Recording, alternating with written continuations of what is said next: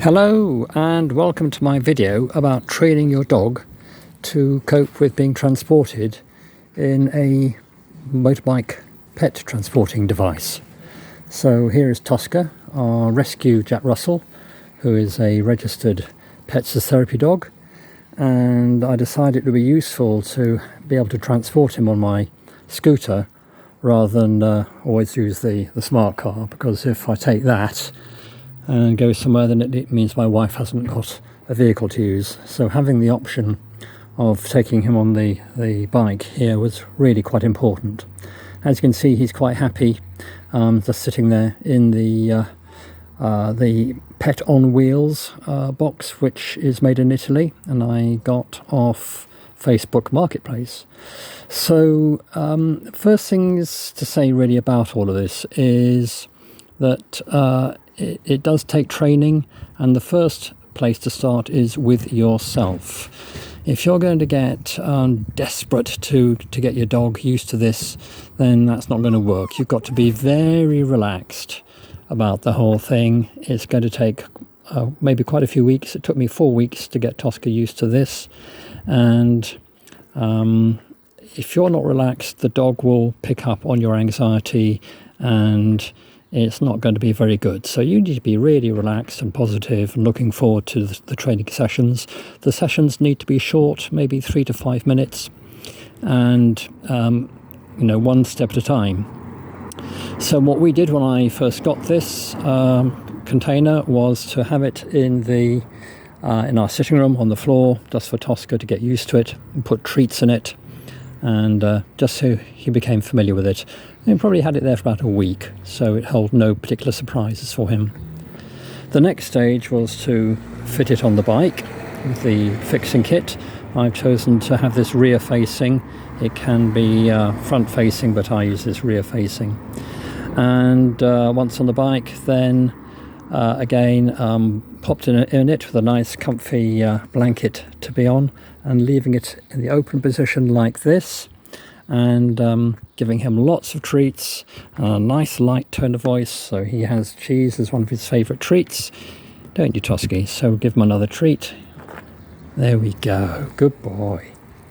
And so generally keeping the whole thing as a positive experience all the time. So, and you might want to use an even higher value treat. For Tosca, cheese is the middle value treat, carrot is the low value treat, which he's not too bothered about. High value treats are things like cocktail sausages, and so we used those when we were training him. So once you got used to being in it like this on the bike for a couple of minutes each time, and we would do that every couple of days, just bring the bike out on the drive here, just get him used to being in it. And then the next big step, yes, I know you're bored, the next big step, and of course making sure it's properly secured, and he wears his training harness, so he's tethered to that, and he's also got a lead on as well. So once used to that, then the next thing is, the big step is getting him used to the lid going down and his head going through. Whoops, you can see. Come on, Tosca. That's it, like that. So let's lock it into position. Okay, so he's now used to being in the container and his head through. We'll give him another treat. Always keep it positive.